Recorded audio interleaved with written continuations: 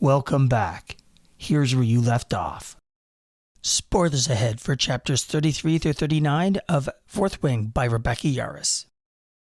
So we're at the end, and the only question I have for the two of you, actually, there's a major question. One, Brendan is alive, and apparently Z and Brendan are in cahoots in some fashion. Did that blow your mind? Fuck no. What? It did. It blew my mind. I was like, what? Well, okay. The reason why I said that very strongly and very, manly, I knew something's up. Something's. I remember I told you guys in the beginning that it feels like there's something's off. Yeah. Right. And this is it. There's always something off with Z, with Zayden. There's always something off with her mother. There's always something off with her dad and the books and all that stuff. So when Brandon showed up, I was surprised, but at the same time, I'm like, yeah, predictable. Because you predicted that. You predicted. Because to be honest with you, really, they never said they never buried Brandon. Well, I mean, did they say they buried anybody? They said they normally burned them. They normally burned them. Oh, yeah. I mean, you're right. But I mean, I didn't necessarily think they needed to talk about it. Okay, I was on board with everything that you said about there's definitely something more going on here. So we knew that something was going to be revealed. And I did not expect that, though, specifically. So I thought it was going to be something more to do with her mother, which, again, could be in other books. But I thought it was going to be something that was going to have to do with her mother. I did not think her brother was still alive. So that did specifically surprise me. Not that I was surprised that there was some kind of aha moment. You know what I mean? Well, it's kind of funny because when she got injured in the battle, Zayden already says, I'm going to bring you to a better healer, right? And we already knew Brandon's a healer, right? And during that conversation, especially in the last chapter, when it's the point of view of Zayden, he keeps saying that, we had to bring you somewhere else. We didn't bring you back to Spetsgayat. And I'm like, okay, cool. So they stayed in town. Okay, that makes sense a little bit. That makes a lot more sense instead of transporting her back, stay in town. Right? And I was like, okay, cool. When Brandon show up, then all the hints of saying we had a better healer, we have access to a better healer, better everything. Right? And I was like, oh, his showing up, actually, you know what? If they said, we stayed in town because we can't transport you, we found a local healer. Then the mystique of him showing up, I was like, oh, wow, oh, that's cool. But there was already set plan of a hint throughout that last chapter. And it was... that's fair. Right. And it does leave you with wanting more. So exactly. I think it's a good idea. It leaves you with wanting more, and then there's another book. So, or at least one other book, right? Yeah. So there's like 3 or something. Yeah, if Brandon didn't show up, like he didn't say, if the end of the book when he showed up, I was like, oh my God. Right. That'll be a lot better.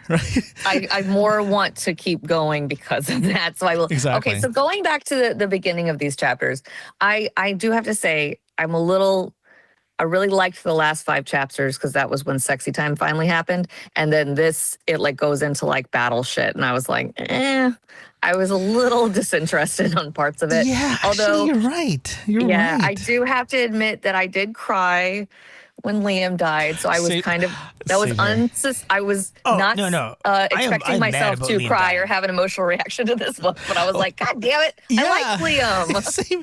Well, when Liam died, and when the way he died is like how I expected for him to die, not the way he got stabbed during a war game. That's just suck. Right. But him dying the same way, and how how Violet was with him the whole time.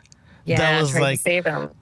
Magnifique. It was great, right? And it was so well the emotional guilt that the writer gave us. It was just there, and I loved it so much, and it was great. But in the was. Oh, and I do have to say, because we're listening to this book, I do have to give so much props to this narrator. She did such a good job. She literally sounded like she was crying as she was narrating it. Yes. And it just like made me feel, I think if I was reading it, I don't know if I would have had as much of an emotional reaction to this part of the book. But she sounded like she was literally crying as she's narrating this book. I was like, damn, girl, you're doing a good job. It was awesome. Exactly. I think she was really putting a lot of passion into it. And I will agree with you that I think that the passion that she's putting into it, I was sort of wondering at one point whether her herself was into the book that much that she's putting that passion into it. That's what I was wondering. I was like, I wonder if she was legit having an emotional reaction. Yeah. Well, her name is Rebecca Soler.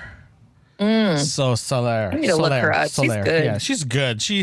I agree with you guys. Her, especially in the last 5 chapters, she used proper emotions, right? And it felt that she's actually telling me a story instead of her reading a story, and that it was great because some of the characters and some of the story, especially in the last 5 chapters, like even the last 10 chapters, it was like, I think I mentioned to you guys last episode that I was driving very slowly at one point because I was so captivated. I was so into the way the story is, and especially when Violet start having emotions, right? Beside the sex scenes and all that stuff, when she's angry, right? Yeah. The emotion just comes out, right? And for when Liam died, I felt like I was part of it. Right. Yeah. And the way he died, that he got stabbed, and his dragon died. Yeah. And next thing you know, the reality kicked in that the rider and the dragons are linked. Right. I thought, to be honest with you, if they died, it'll probably just emotional wreck for like a couple of months. Right. It's like a hard breakup. I think that's the way it is for the dragons. So like the rider can die because her dragon had another rider. But yeah, if the dragon dies, then like immediately, isn't that like the connection? The rider immediately dies. It's like they get overwhelmed, I think. Yeah. Like because of the magic or whatever you want to call it, magic or whatever it is, the connection. And it kills the rider. And it's interesting because Liam's death there showed how much he was suffering because the dragon was dying too. Yeah. Oh, that was so sad. In the relation, I think we said this several times as well too, that the relationship between Liam and Violet is so different compared to Violet and her other friends. Yeah. Right. And because Liam became a part of their social circle when he died, Violet didn't have anybody else except no one. Her circle of friends are gone somewhere else, right? And when he died, she felt more.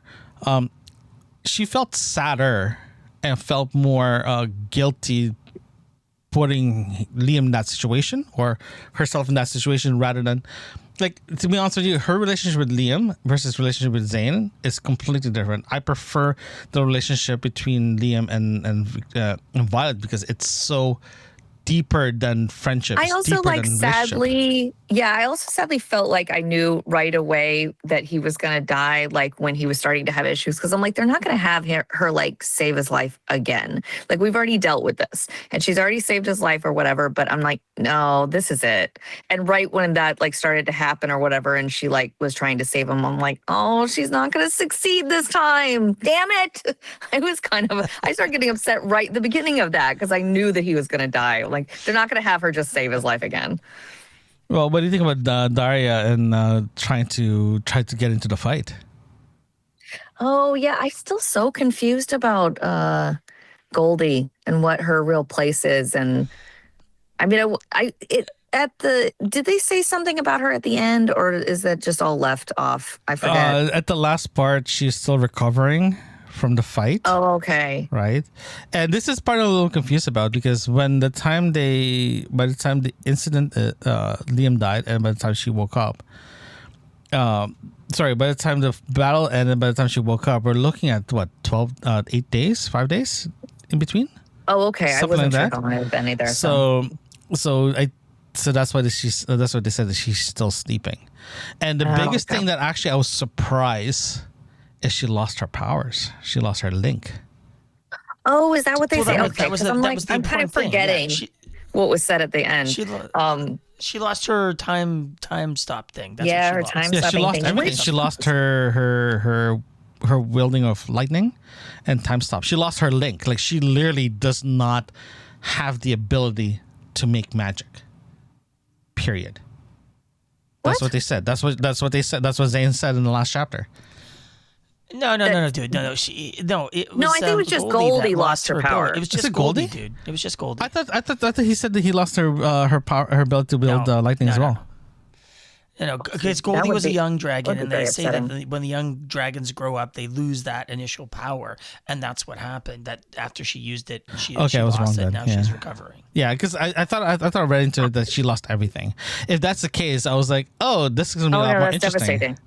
Yeah, I'd be like, I don't know if I want to listen to another one.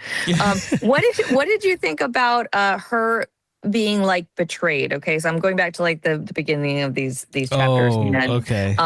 Her feeling betrayed and stuff, because I kind of I felt it in the beginning, but then honestly I kind of felt like she's putting too much on Xaden. And hey, I remember his name now, by the way, guys. End of the book. I remember his name. I remember his name now. Well, I think I remember everyone's name now. Finally. It had to happen at some point, is what I'm saying. But I was like, you're putting so much on him. And I know that she felt betrayed by everybody, but I'm like, I don't know. She's the one that like allowed her face to be touched, and I feel like at the end she should have forgiven him. And I was kind of annoyed with her at the end to still not forgive him. I was like, come on, you guys have gone through all of this stuff at this point. You're willing to fight with him and stuff, but you're still drawing the line of, no, now we're no longer together or whatever, because I can't trust you. I was like, come on, can you really trust anybody in your life? Like, I don't know. I was annoyed by it by the end. Were you even together? I mean, honestly. I mean, you they are together. Were you even together? They said it several times that they are together. She said, "I love you." I thought they were together. He didn't, so he has commitment issues there. I mean, yeah, she should be upset about that. Be like, "Hey, you should say you love me because you haven't at all." So, I mean, that's fair to be upset about. But I mean, your own dragons didn't even tell you about this shit. Your own family didn't tell you about this shit. Like, you honestly should feel betrayed by everybody, but I feel like she was putting all of her anger on Xaden, and I thought that was kind of unfair, in my opinion. Well, okay, if that's the case, though, so the betrayal part at the beginning of the reading assignment, pardon me, during this reading assignment, the announcement of the betrayal, right? Xaden meeting with the enemy riders, quote unquote. Mm-hmm. They were Violet was like shocked. We knew that she was shocked. Like, why are you talking to them? Why do you guys know each other? Why is there so familiarity to it, right? And actually you nailed it in the last episode, saying that those Fables books were there for a reason. Yeah, I knew that book was going to come into play. And that literally put everything in perspective. Like, there's something else deeper here, right? If now I actually question myself, I actually question the whole book, the whole story, that the rebellion is against the ruling party, so they can say, hey, there's something else out here that's like, we need to fight. But the ruling party is like, no, we're not going to say a single thing because they don't need to know. Because anybody outside our borders, we don't concern. Very isolated. Like the wyvern. Yeah, they're isolating themselves away from what's actually happening outside their walls. Yeah, like, it's not my responsibility kind of thing. Exactly. And the rebellions is like, no, we need to look at this because this is going to be potentially our issue at the end, right? And the rebellions were I have a feeling the rebellions was part of that, trying to fix that issue or trying to let everybody know that, open your eyes, there's something up here. And I think when the parents died or got murdered or assassinated, the kids had to carry that mission. Remember Zane took over made a deal saying that we'll do the rider thing. Mm-hmm. This is the best way to kill us. I'll take full responsibility. Right? I think his scar shows that. And when the other writer showed up, the enemy showed up and had a conversation about regarding the fables and all that stuff, I think Violet was more pissed off knowing that her instinct is correct. Her instincts of looking for the fables are correct, and putting that in her face and making it reality. She's more upset that she had this cloth in front of her and saying everything is great, but as soon as she pulled that off, it's like, oh my God, my dad is correct. I am correct. I have a feeling this is going to be the case, but I can't say yes to it right now because I don't believe in myself. But she was like, why didn't you trust me? But then later come to find that she let Dane touch her face, which she thought nothing of. And he's like, literally, that's why. That's why I couldn't touch you. Or that, not why I couldn't touch you. Why I couldn't tell you is because you're letting Dane touch your face and know your memories. And she didn't know that. And so I was like, I don't know. After I realized, if I were her, I'm saying, after I realized that Dane took my memories, touched my face, and I didn't even think anything of it, I think all would be forgiven at this point because I'm the one that effed up. So, yeah, you had every right to not trust me because I clearly didn't know what's what. I don't know. Do you blame Dane for doing his job? That's not the question. No, that's the question. That's the question. No, Derek, that's the question. The question is Violet upset, or why did she? Because you have to look at the perspective of Dane. I'm not defending him. The guy's an ass, so I'm not going to defend him. But I'm just telling you. I'm just letting you know my how I'm thinking about this. That Dane was already slated to be an intelligent officer, right? He's using his train to get the information he needs to do his work. We already know that guy is a workaholic. The guy is very loyal, right? And to do that, I have a feeling that he's willing to burn any bridges he needs to burn. Yeah, I don't like that about him. Right. So I mean, that's not great. And he's clearly is very sneaky in the way that he's getting people's memories to be able to randomly. I mean, like, when does he get a chance to touch people's face? So I mean, the fact that apparently he knew a lot. He could, right?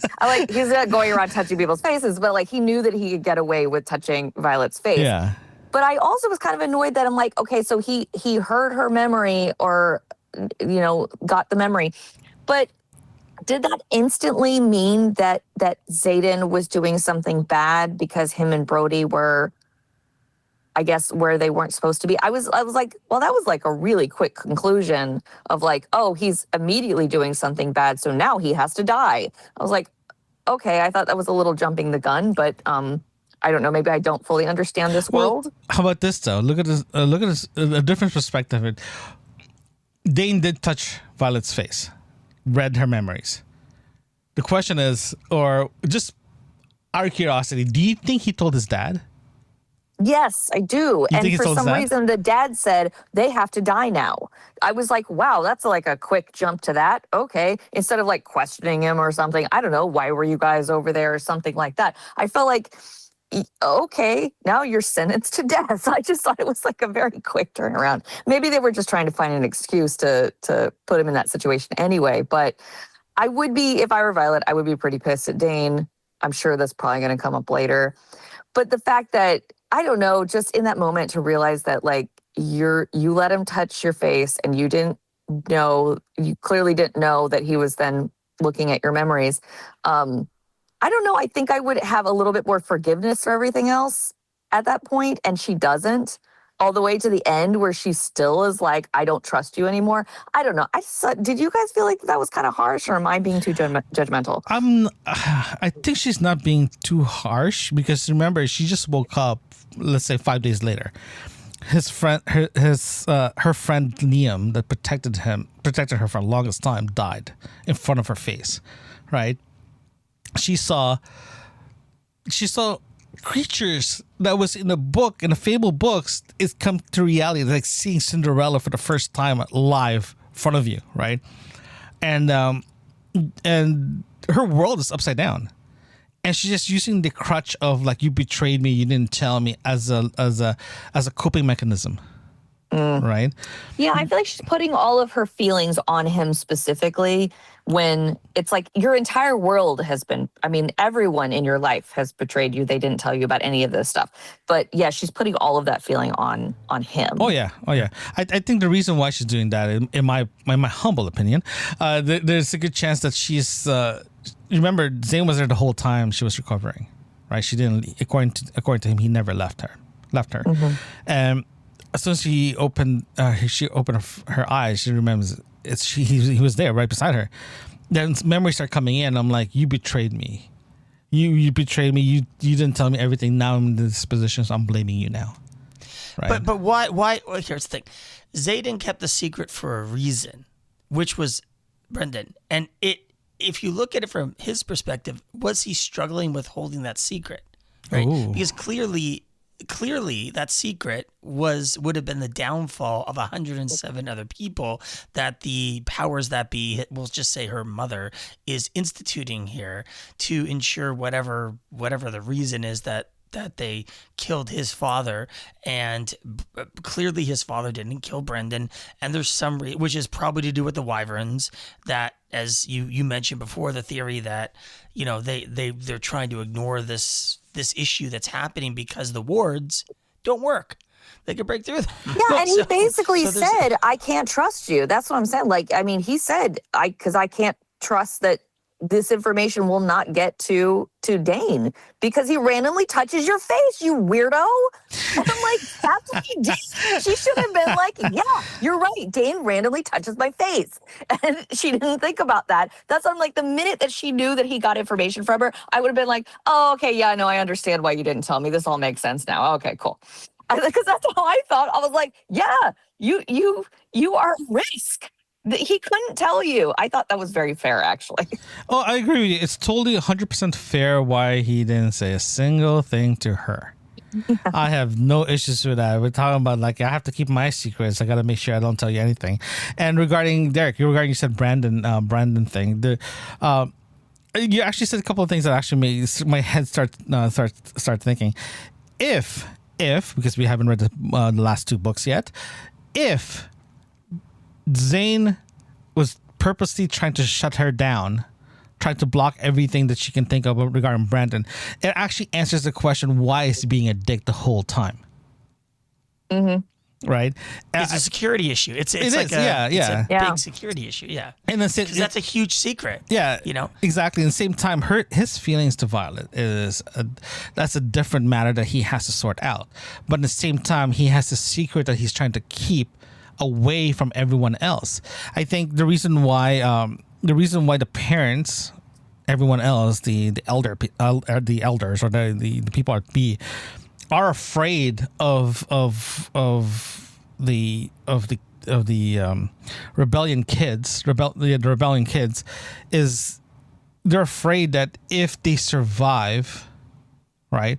I think the best to describe it is if they kill them right away, everyone's going to think they're monsters, right? Why are you killing kids? Yeah. But if you put them in a situation, hey, let's put them in this squad. They're going to die anyway. Put them through the meat grinder. Yeah, exactly. And so we look great. It's a deal that they struck. And now... Yeah, but also, did they not think about the fact that the ones that survive, that are the strongest, you're literally just training them to be warriors. And if you do think that they could rebel, you just already trained them. So you just trained the enemy. Like, did they think about that? Well, I think the flaw there and of this deal is, I have a feeling is when they were putting this deal together, it's like, yeah, let's put this deal together. It makes a lot of sense. But I think they forgot saying that, hey, we made this deal.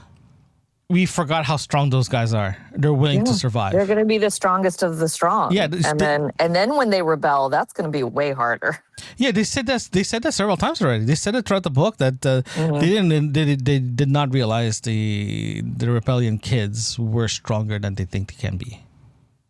I want an entire story now about Brennan.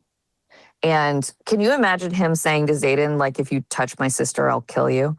Again, another reason why Xaden was, like, we should have a conversation about this man. Yes, we should have this conversation because it's actually right now we're how the book ended, like where the last chapter was. Mm-hmm. I was like, I think I was with you there, Hannah. The last 5 chapters before this episode, it was great. It was like, we've been waiting for this. I was very entertained. It was very entertaining. Yeah. In this one, I did get bored a lot. I did rewind several times because I was like... I did. I had to re-listen because I was like, okay, wait, what happened in the battle? Because the first time I was just like, I don't fully understand everything that's happening. So, but when I re-listened to it, I was like, okay, I get a general idea. Because I was getting kind of confused on the venom creatures and the what is they're flying things. I don't know. I realize that my mind starts to wander when it comes to like action battle stuff. I'm like, I don't know. It doesn't interest me that much. So really, honestly, after Liam died, because then I was really upset about that. But then they were still fighting. I was like, what's happening? And I had to re-listen to those chapters because my mind was wandering. Is it just me? There was a time jump between. Conversation between when they found out that Violet found out that they're the coots with the enemy, and by the time they get into the fortress, was there like a gap? I mean, they had to fly to the fort place or whatever. So I mean, yes, I think a little bit, but I think it was just them flying to there, and then they kind of jumped into it right from there because then they were like they decided to stay there. And they could escape, they could leave, but then they were like, no, people are going to die, which that was a little wishy-washy on. I didn't fully understand where they were and why were there people. Was that like a village that people were there and they were trying to save people? It was an outpost with a village in it, and okay. And they can't leave because there's innocent people there. They're trying to. Right, that's why I was like trying to remember exactly why they stayed there to feel like they could fight, but they were trying to save innocent people. So I get that. Was the outpost outside their realm? I think so, yeah. That's what I thought. So, yeah. Okay, that's what I thought because if it's outside the realm, because they one of them mentioned that I can't remember now the creatures, because they said that the wyvern there, the wyvern, Leonard. So they don't survive inside. They're outside of that. Yeah, because I remember they said that the wyverns they can't go into the kingdom because they don't have magic. They stay outside. That's why I was but are they outside? Wherever inside? Brendan is, wherever his base is, wherever he's working from, is in the other realms, other people's kingdom. So it's sort of like, as you said earlier, that they're, for whatever he's doing, he's clearly involved with Xaden or this rebellion in some way, in the manner that he's working with these people to fight the wyvern, right? Whatever. Because the people that came from the other area, whatever, I can't remember the name of the province, whatever it was, the other country, recognized Xaden. They knew who he was. They didn't attack him. They didn't do that because they're like, oh, it's you again, man. Like, hey, you're back. Like, and Violet was like, what is going on? You know, and then it was like you're talking about the Griffin Rider chick. Yes, I thought it was also interesting that she was like, said thank you to him, because she was like, we're all prepared to die because this is what we do.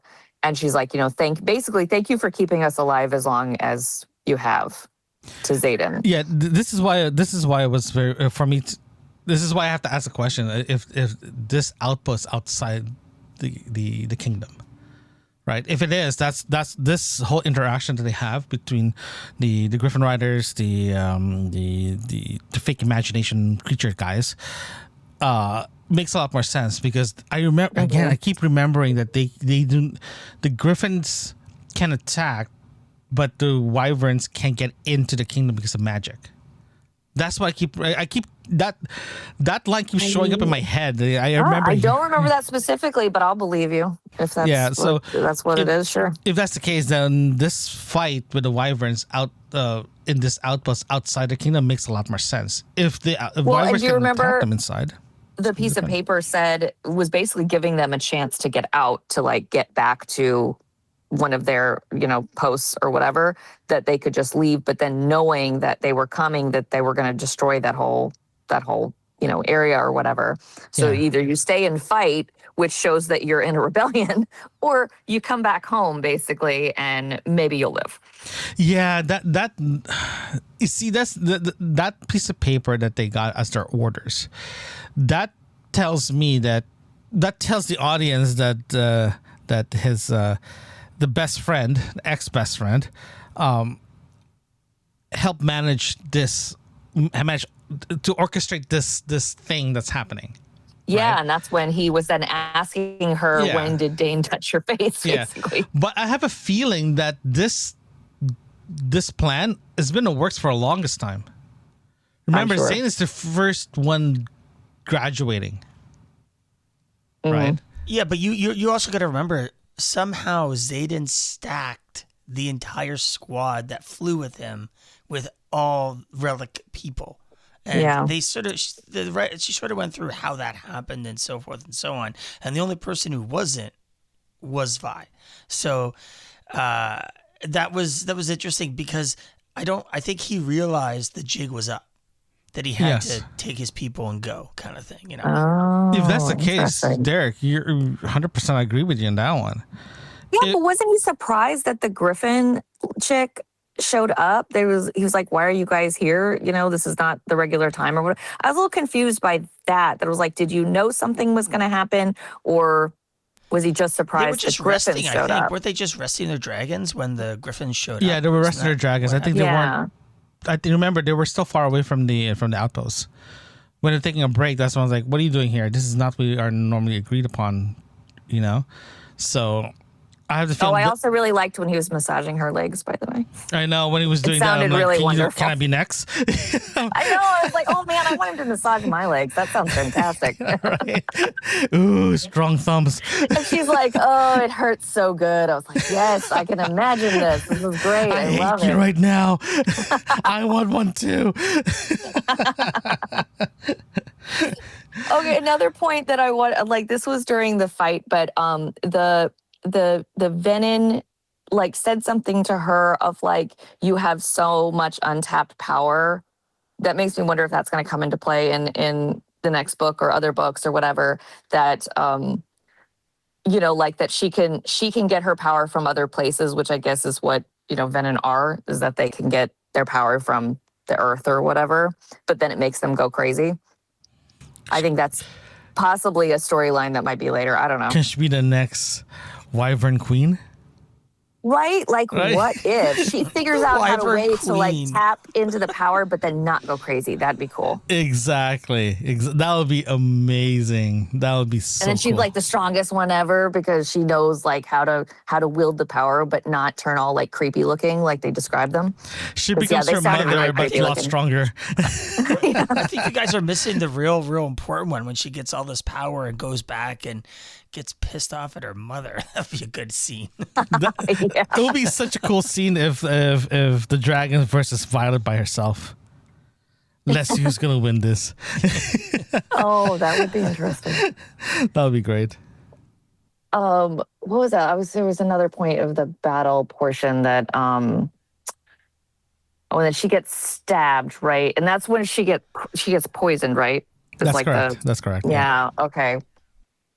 That's actually kind of weird. Well, not weird, but it was kind of interesting that when she got stabbed, she was, I don't know, that stabbing part of it. I get this feeling it was a, I don't want to say purpose, but there was, I don't know, that stabbing, there's something off about the stabbing thing. People get stabbed a lot in the side in this book, I noticed. Yeah, like one, they can't aim. Two, they don't know anatomy very well. They're never good at martial arts, apparently. Yeah, they like, train on mats I know. every day. I know, and people like, survive the stabbing all the time, too. I was like, man, you could get stabbed a lot and still survive. I know. I didn't It's like realize. Star Wars when the stormtroopers keep shooting and keep missing. That's what's happening here. They keep stabbing in the wrong spot, you're right? Next thing you know, Just someone's like stabbing in that. the air. They're like, oh my God, my arm, but it's like 10 feet away from me. So, yeah, I think that stabbing thing, there's something off of that stabbing, as in like aim wise. That's one. The other one, there's something else is happening. I got this feeling that the Wyverns was trying to do something to Violet. And what was the poison? Was that like, was she turning into one, or did we know what the poison was specifically? Because I don't remember. I'm blanking right now. The poison, I believe, Derek, correct me if I'm wrong here. I think the poison was designed to remove someone's power. Yeah, it's designed to basically drain it away, allowing that wyvern person to suck her life force or whatever out. Okay. Yeah, that's why I thought that's why I thought she lost all her powers. Because, that's why. Yeah, okay, that's why I thought she lost all her powers, because based on the conversation between Zane and herself, Zane and Violet, I think I misread that the magic was gone. She can't hear the dragons. She can't hear anybody. So that's why I was like, am I reading this correctly? This means she has 0 powers left, because she couldn't hear Terrence. Yeah. She couldn't hear anybody. She couldn't even hear Zayden. Yeah, you're right. She was like cut off from everybody. Yeah, I forgot about that. You're right. That's why I thought she lost her powers. If she did lose her powers, that becomes a lot more I interesting. mean, that really sucks. That would really bum me out. She can But be I mean, very it's deadly. possible. She can be a very deadly scribe. I wouldn't say I would not believe that they would go through the whole book this to make her lose her powers. I would make the argument that Brendan Azera is a very good healer, that she was close to death, but he brought her back, and now that she's been unconscious for however many days Aiden's been sitting there, she's back to getting better, is what I'm saying. I hope so, because it makes me want to listen to the next one, because I'm like, God, if she lost her powers, I'd be really pissed. I'm like, that's like the new interesting thing about her, you know? I want to keep that going. That's fun. I just want her to become like a ninja scribe killer. Well, okay. although now I feel like she doesn't trust anything about her world. So scribes are basically just rewriting history, which, I mean, duh, that's like, I think everybody thinks that, of just, the winners rewrite history. So now I feel like she probably can't trust anything about her, her world, and which her dad did warn her about that in the little note in the book. Yeah, I think her relationship with her dad was a lot stronger, a lot deeper than we think it is. Yeah. So we would probably want to save that for the full Fine, book. let's discuss this in the next episode. God, Derek. Rules All right, are anything rules. else about these 5 chapters? I'm going to save my comments now until next episode.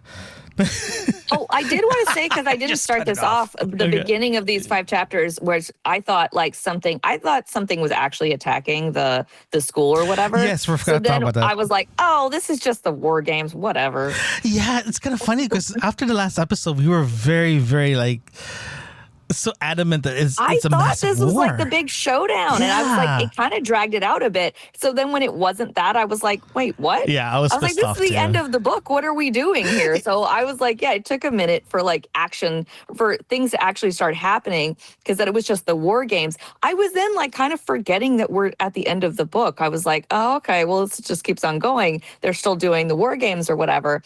And then I'm thinking okay, what about Dane being a douche, as he always is, and is like, you can't go. Oh my God. Yeah. I felt embarrassed for Violet when she was like, Satan just wants to say goodbye to me. I was like, bitch, no, he doesn't. Do you think he's going to come over just to say goodbye to you? He obviously is going to say something else to you. It's like grade 9 high school. It's all over again. It's like, oh my God. It was a little stupid. Yeah. Duh. I didn't like the writing of that. I was like, oh my God, she sounds so like a little teenager. She's like, calm down, Dane. He just wants to say goodbye to me. I'm like, no, bitch, he's not going to say goodbye to you. Her best friend there, who's on the ground when she notices the Fourth Wing emblem underneath her jacket. She's like, oh, is that was the so fourth? funny. That's the wing commander's emblem. And so her friend is her internal monologue as a teenager, but aloud. Yeah. It's She's like, this could not be anyone else's jacket. Violet's so dumb. I just took it someone else's chair. It was just sitting in a chair, so I just took it. I thought it was cold outside. That's why I took it could be anybody's. Anybody. She's like, oh, really? With all these emblems on it? This is not my boss's jacket. God, guys. It's not, this is just someone else's I swear jacket. it's not my boss's jacket. It just has Zayden printed across the top of it. No big deal. Yeah, it's not my fault. It's He not just his. left it It's not outside his, I somewhere. swear. Yeah, he just left it somewhere. I just took it because it was cold. It's like taking someone else's umbrella. It's exactly the same thing. Oh my God. Oh, and I also hated when he was like, I can't stand the thought of you being cold. I was like, oh my God, this is the dumbest line ever. God, it feels like it's like One Life to Live and every single daytime soap opera running so in a silly. span of 2 seconds. And honestly, he was channeling a little bit of Dane there that I was like, no, don't do that. Don't be that overprotective guy. You haven't done that this entire book. Don't start doing that. And so when he said, I can't stand the thought of you being cold, I was like, are you kidding me right now? She can handle a little bit of cold, man. She got stabbed already, man, several times and got broken. It's just fine. Yeah, her shoulder was broken. She's dealt with a lot. So yeah, she can handle a little bit of cold. Calm down. It's just a hangnail, for crying out loud. It's fine. I know. Oh my God, you got a paper cut. I can't stand the thought of you having a paper cut. Oh my God, you're It's so bleeding. upsetting. We need to stop this bleeding right away. Yeah, the when that chapter started, there's just a war game. I was literally cursing Derek's name the whole time. I don't know why. We ended on like, what's about to happen? And then I was like, okay, no, it was nothing, the most really. disappointing thing I ever read in the beginning of of a chapter of a reading chapter. It was so disappointing. I was like, got into my car. I thought, this is gonna be great. I turned it on. I was like, it's a war game. Fudge. Like, that's it. Okay, all right. Yeah, I was like, well, I'll be going to work very, very fast in this one. I'm not slowing down. Yep, I know. And there was no more sexy time too, other than him massaging her legs. I was like, all right, that was a little bit sexy, but That's like not enough. That's like the third time you brought it up, by the way. I just want to mention. I'm just saying, I really, really liked it. A good massage is a good massage, Derek. You can't say no to that. And it's all about the fantasy, guys. So even just describing a man massaging you is great. I think it was the other way around. I think you guys would be really into it. I had a massage with a man and a woman before. Okay.